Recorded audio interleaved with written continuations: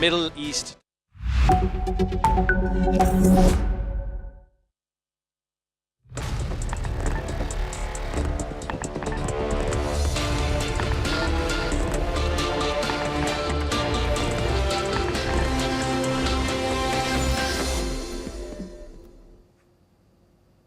Hello and welcome viewers, I am Pia and you're watching Gulf Today on NewsX. Well, let's take a look at the headlines this hour.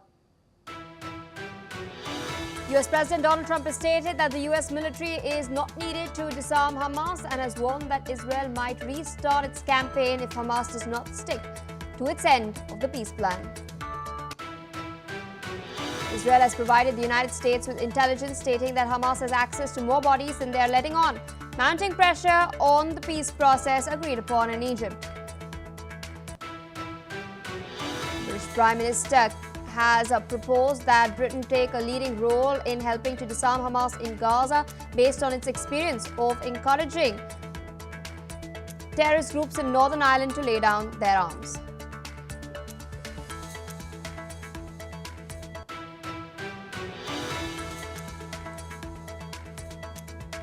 Planning has begun for an international force to go into Gaza in order to stabilize the security in the Palestinian enclave. One of the top requirements of President Donald Trump's 20-point Gaza plan was the formation of a US-backed stabilization force. The United States has agreed to provide up to 200 troops to support the force without being deployed in Gaza itself.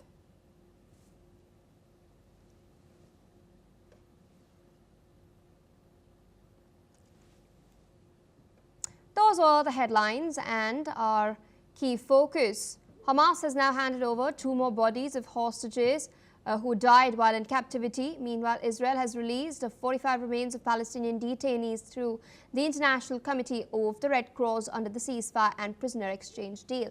Israeli Prime Minister Benjamin Netanyahu's office has stated that it has received the 2 bodies handed over by Hamas in Gaza. Now, the office has stated that the 2 coffins would be escorted into Israel for forensic identification in Tel Aviv. So far, Hamas has transferred 10 bodies of hostages to Israel and it is yet to release the remaining bodies as well. Meanwhile, Gaza-based health authorities have confirmed the return of the remains of 45 Palestinian detainees. Up till date, Israel has transferred a total of 90 bodies of Palestinian detainees, and the return of the bodies comes after the transfer of the last 20 surviving hostages from Gaza into Israel and the release of about 2,000 Palestinian detainees and prisoners, marking the first phase of this ceasefire deal brokered by the United States of America. Meanwhile, US President Donald Trump earlier stated that he would consider allowing Israeli troops to resume military action in Gaza if Hamas refuses to uphold its end of the ceasefire deal. With us on the broadcast is Mr. Peter Baum, foreign editor of Weekly Blitz, joining us from London. Thank you so much for taking our time and speaking to us on NewsX World. We've discussed this earlier as well, and we're now learning that Hamas has released the remains of 2 more bodies. It claims that it requires sophisticated tools in order to unearth the other remains that are lodged in the tunnels or deep underground, and therefore it needs time. In your assessment, will the United States be able to convince Israel to not escalate further? Because we've recently seen statements by Israel's Defense Minister Katz stating that fighting in Gaza will resume if Hamas does not hand over the bodies on time and it continues to violate the ceasefire agreement reached. Good day, and thank you very much for having me on your show, Pia. I think the United States can exert the necessary pressure on Israel, but whether they will or not is another matter, because it's now clear that Hamas, who agreed to hand over all the bodies without any preconditions, in other words, they would have known if the bodies of the dead hostages were inaccessible or not. And in the view of many analysts now, this is just further lies from the Hamas propaganda machine, and they cannot be trusted. It's clearly an effort to stall for time whilst they regain credibility and seek to retain power in their strongholds. So, to answer your question, I think the US can exert pressure, but whether they will or not will really depend on what their thought processes are in whether Hamas are just stalling for time or not, which, as I say, many analysts following the story are believed to be the case. We don't think that Hamas have trouble in locating the bodies. We think they know where the bodies are, and this is just a time stalling effort to ensure that they retain some kind of political power in the process.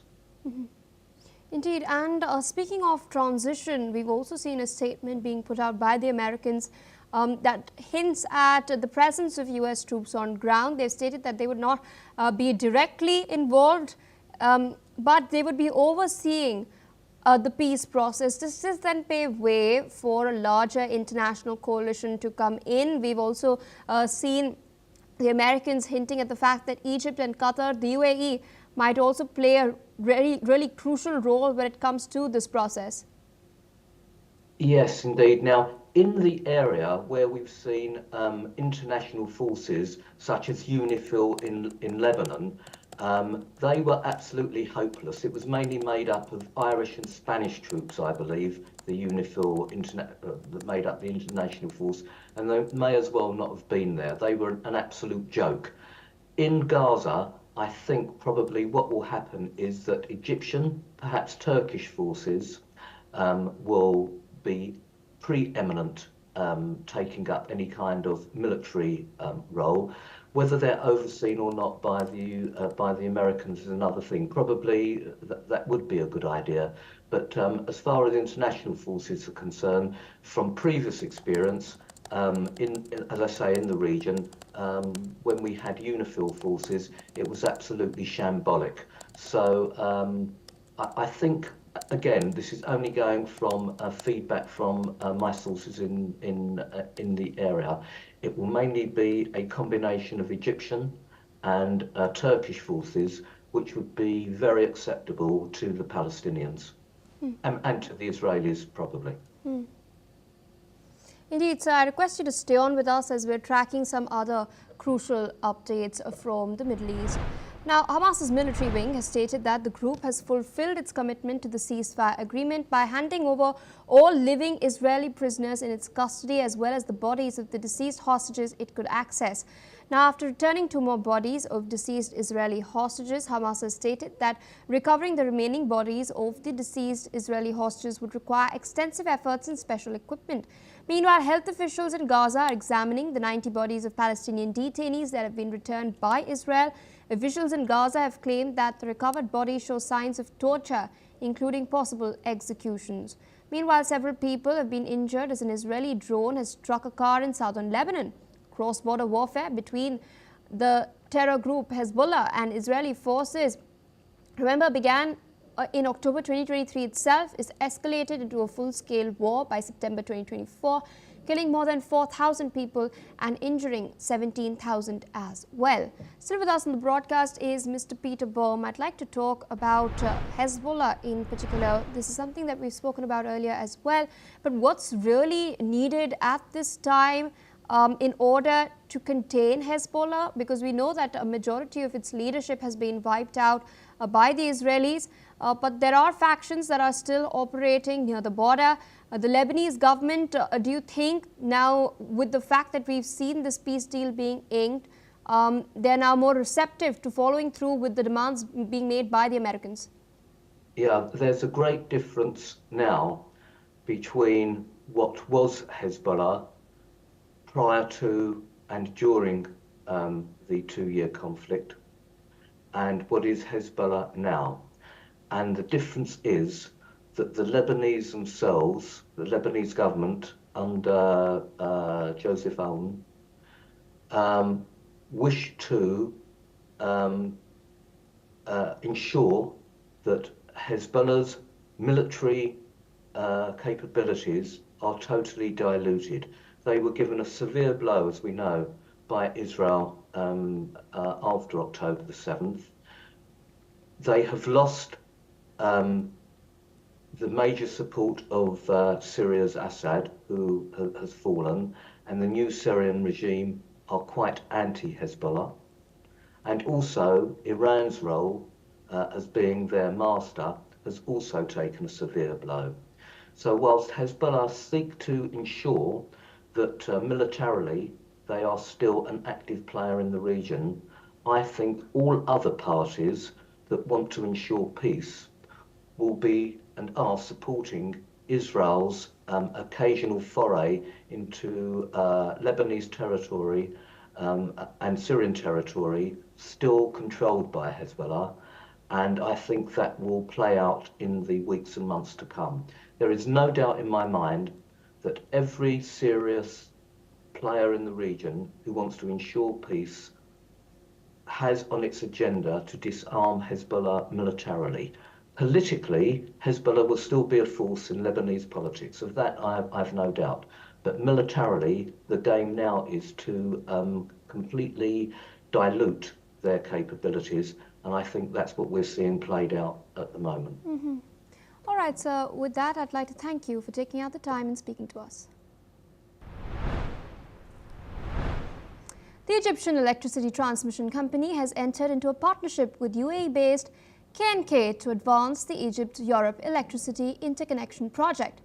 Now, this agreement will see both sides finalizing studies for the subsea transmission cables linking Egypt to Europe via Italy. The project aims to position Egypt as a key energy hub, facilitating the export of clean energy to Europe while strengthening regional electricity connections. Prime Minister Mustafa Madbouli has emphasized Egypt's commitment to renewable energy and cross-border interconnections, highlighting the importance of this deal for Egypt's global energy role. The Minister of Electricity and Renewable Energy, Mahmoud Esmat, has noted that the project's potential to export up to 3,000 megawatts of renewable energy, contributing to global energy transition goals and regional energy security.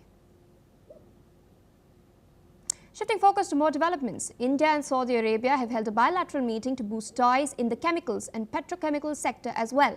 The talks focused on trade, investment and new areas of partnership for industrial growth and sustainable development. India's delegation was led by Secretary Nivedita Shukla Verma, while Saudi Arabia was represented by Vice Minister Khalil bin Salama. Saudi Arabia is India's fourth largest trade partner, with bilateral trade reaching $41.88 billion in 2024-25 financial year. Chemicals and petrochemicals made up nearly 10% of that. Both sides have noted complementaries: Saudi Arabia's strength in petrochemicals and India's in specialty chemicals. Discussions have included investments in India's PCPIRs, collaboration on R&D and skill development as well. Both nations have reaffirmed their commitment to a long-term sustainable partnership in the sector. With us on the broadcast is Ms. Shruti Das Gupta, International Affairs expert, joining us from New Delhi. Thank you so much for taking our time and speaking to us on NewsX World. To add more context to what we're seeing, it's very interesting that these fresh talks have taken place, focusing on trade, investment, but at large, the petrochemical sector as well. We've seen Aramco sort of investing a lot of money in India. That's not all. Simultaneously, we've also seen Indian imports of Russian oil and the share of Russian oil rise up after the 2022 war commenced and Saudi Arabia's share decrease.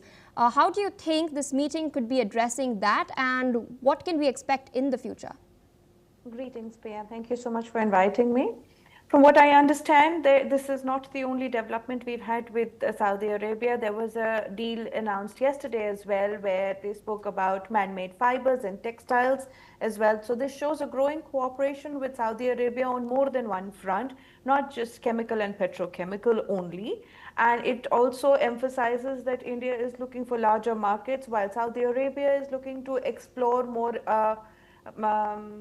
specific areas which go beyond just their oil-based economy. So for both the nations, this is good news. With hopefully with the peace summit, the Middle East would see a period of peace if possible, and beyond that there might be an increase in trade. And Saudi Arabia plays an important role in the IMEC plans of India, which allows it to deal with Europe and Central Asia. without having to look for a passage that involves either China and its BRI initiatives or Pakistan and its interruptive policies. So for India, the collaboration with Saudi Arabia is to enhance both skill development for both nations. We are supposed to be, Indians are supposed to be on the higher ground as far as it is concerned with the chemical part of the deal. And in terms of the petrochemical, of course, the Saudi Arabians help us. You've noted that we have Russian oil in the mix of all of the tariffs and the US weaponizations of sanctions. So this is something that is already on the change. Our Russia stays the #1 supplier of crude oil to India, but we also have the share of US as well as Saudi Arabian, Middle Eastern supplies going up in terms of the oil market, while Russian share has decreased by a small percentage, I think about 8% in the current analysis that has come down. So what it shows us is that India is putting their strategic interests first. We're looking to for various markets which have been impacted by tariffs, US tariffs. So we are looking for places of growth, cooperation. We're looking at the longer game rather than short-term, bow down vassal state ideologies towards USA. And Saudi Arabia is also looking to grow beyond its identity as a Middle East oil-based nation, and they are also willing to cooperate with India in many fronts, from textiles to petrochemicals. So we are looking for a larger, let's say, growth pattern in terms of more than one industry-based system. Indeed. In fact, we're also looking at a statement that Donald Trump had put out today, stating that the Prime Minister, Narendra Modi, has vowed that India would cease its purchase of Russian oil. Now, the Ministry of External Affairs has reacted to this particular statement that has come out. It stated that India is a significant importer of oil and gas. It's been our priority to safeguard the interests of the Indian consumer, especially when the energy market is really volatile. And as far as the US is concerned, our MEA spokesperson Randir Jaiswal has stated that India has for many years sought to expand its energy procurement and is steadily progressing in that direction over the last decade. In light of all of this, how do you view the statements that Trump has stated, the language, in fact, that he has used? Oh, I wish I had a decoder for what Trump says from the microphone. Unfortunately, I don't think AI is even able to decode what he wants to present to the world. But what I do understand is that the Russian counterpart has also, ambassador, I believe, has spoken somewhere and said that India's oil purchases always align with its own national interests. Energy security is important for any growing developing nation, and as we all know that India is rushing towards becoming the third largest economy, and so we need to have secure energy supplies. We are a large importer of crude oil, and for that we need to ensure that we provide the best possible deal to our people inside, and hence whichever nation offers us the better deal without impacting this flow, without terrorizing the entire source of energy, we would go with that particular supplier. Now, if US tries to turn off the tap whenever it is unhappy with policies that are happening inside a nation for its people, it is going to lose customers. And Russia is already giving us a large amount of discount. So our policies are inclined to ensure that nobody loses out. The deals with Saudi Arabia, UAE, other nations that India has been making ever since the tariff tantrums have begun from USA, shows that we understand that our markets might be facing a little bit of a pinch, but we are a large domestic consumption in market. Although we've been hit by a little by the tariffs, but not by much. Our GDP was predicted at 7.8. Even a recent figure of 6.6 has been offered for us as a future prediction. So so tariffs are not really hurting us. We are just making sure that India is no longer looking at USA as its primary market, and we are diversifying. So no matter what Trump says, we are doing what is best for India, and that is exactly what shows through whatever other statements that come out from sources that is beyond Trump 2.0. Indeed, ma'am, with that, I would like to thank you for taking out time and sharing your perspective with us on NewsX World. With that, viewers, we're shifting our focus to Russia. There's been a crucial meeting that has taken place in Moscow between Russian President Vladimir Putin as well as Syria's al-Shara. Now, Putin has expressed Moscow's readiness to strengthen its ties with Syria. Speaking with President Ahmed al-Shara, Putin congratulated Syria on holding parliamentary elections earlier this month. This marks al-Shara's first visit to Russia since taking power. Listen in. Полезных начинаний было обозначено, и мы со своей стороны готовы делать все для того, чтобы их осуществлять. Так же, как и договоренности осуществлять регулярные контакты и консультации по линии Министерства иностранных дел. Мы очень рады вас видеть. هناك أيضا روابط تاريخية قديمة كما ذكرنا، وأيضا هناك علاقات ثنائية ومصالح مشتركة تربطنا أشياء كثيرة. جزء من الغذاء السوري معتمد على الإنتاج الروسي، وأيضا كثير من محطات الطاقة أيضا معتمدة على الخبرات الروسية، وكثير من العلاقات الاستراتيجية والسياسية سواء دولية أو إقليمية مرتبطة ارتباط وثيق مع روسيا. نحن نحترم كل ما مضى من اتفاقيات ومن هذا التاريخ العظيم، ونحاول أن نعيد ونعرف بشكل جديد. Now, energy cooperation has dominated the discussions between Russian and Syrian officials in Moscow. Russian Deputy Prime Minister Alexander Novak has revealed that the two nations are exploring joint oil projects to help Syria rebuild its economy after years of conflict. Listen in.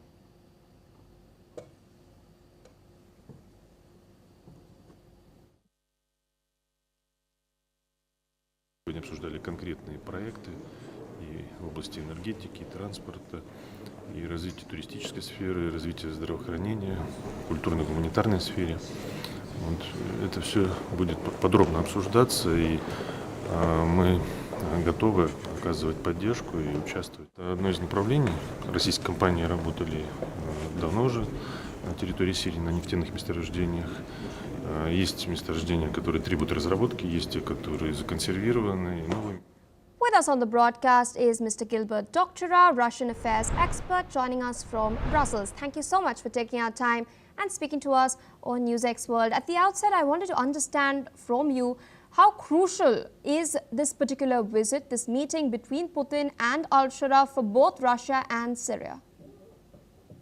Well, this particular visit was the headline news in last night's Russian state television news broadcasts.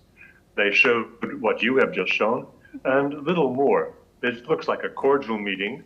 I believe this was the first visit of the new Syrian leader outside of his country after his visit to the United Nations General Assembly. So significant it was. What you have not mentioned, but was part of Mr.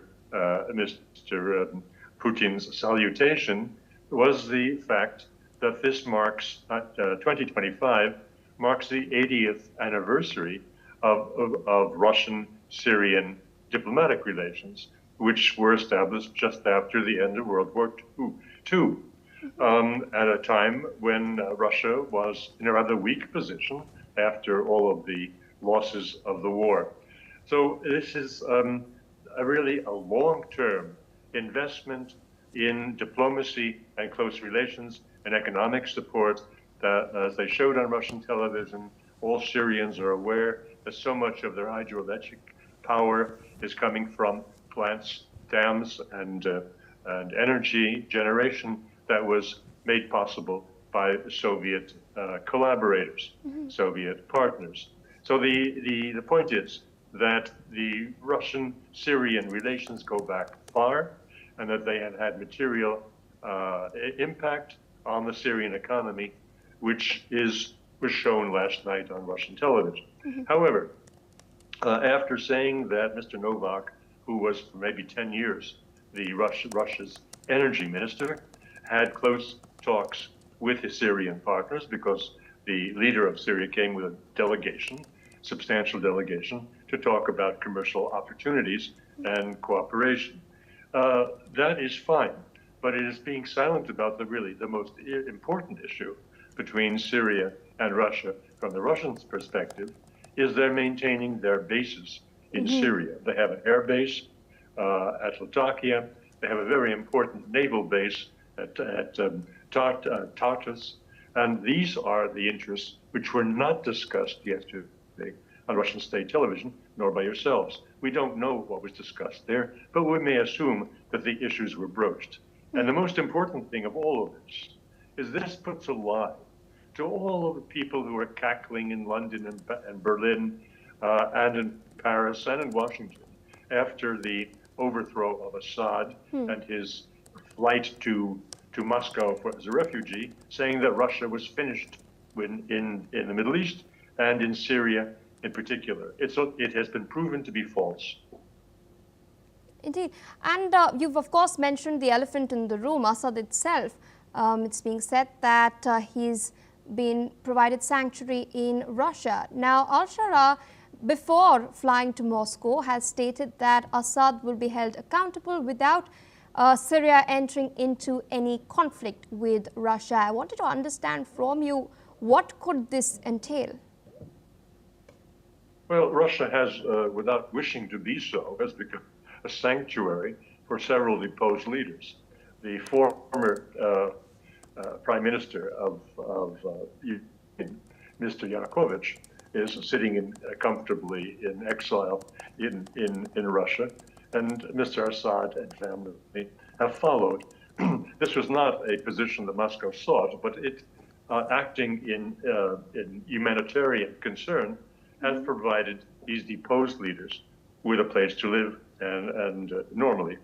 I don't think that the Syrians are going to press this issue very, very hard, because the Russians will not relent. They certainly will not turn over Assad to be murdered by those who deposed him. So that is an issue that he has to raise formally, but certainly will not present for a further discussion with the Russians. I think the issue really, when speaking about what Mr. Novak had to discuss with the Syrian guests, which was in Russian cooperation in exploration and production of oil and hydrocarbons, we have to remember the single biggest issue facing Syria is not to find new oil fields, but to regain from U.S. control its very important oil fields in the east of the country, which the United States has occupied and exploited for its own benefit for several years now. Mm-hmm. Indeed, and you mentioned something about the remnants of Russia's influence, the air bases, the navy base in Tartus as well. How do you think Syria would manage to balance its outreach to the West, to Europe, to the United States, along with Russia? I don't think it has a choice.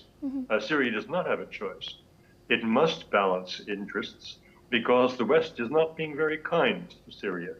There are still very important sanctions. They haven't all been lifted. More importantly, the West has done nothing about Israeli incursions and occupation, not only of the Golan Heights, but moved down into territory just close to the capital, Damascus. The West has done nothing about that. Russia, having defense arrangements with Russia is important to Syria to maintain a balance and to pressure the West to pressure Israel. All right, so with that, I would like to thank you for taking out your time, providing your insights into what exactly is happening as far as Syria is concerned. With that, viewers, we shift our focus to more news coming in from Saudi Arabia. Saudi Arabia's Crown Prince Mohammed bin Salman has launched a development next to Mecca's Grand Mosque that will add around 900,000 indoor and outdoor praying spaces. The 12 million square meter, 4.6 square mile mixed-use project called King Salman Gate will improve access to the Grand Mosque. The development seeks to enhance services for visitors and pilgrims while searching their spiritual and cultural journeys, aligning with the objectives of the Pilgrimage Experience Program under Saudi's Vision 2030. Well, viewers, due to paucity of time, it's a wrap on the Gulf today on NewsX World. With that, we slip into a quick short break.